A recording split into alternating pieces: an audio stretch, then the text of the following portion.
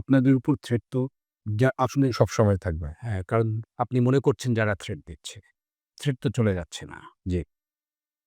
বিএনপির কাছ থেকে এখনকার সরকারের যে, যে ধরনের প্রোটেকশন আপনারা পাচ্ছেন, তখন পাবেন আপনারা সেই কনফিডেন্স আছে?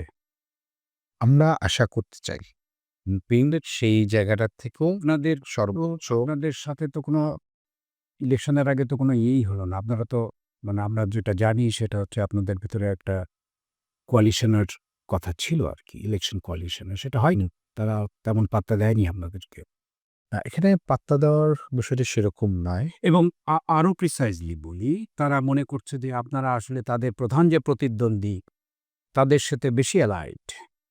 জামাত ইসলামের সাথে বেশি অ্যালাইড। সুতরাং তারা মনে করছে যে আপনারা তাদের শত্রু এখন, রাজনৈতিক শত্রু।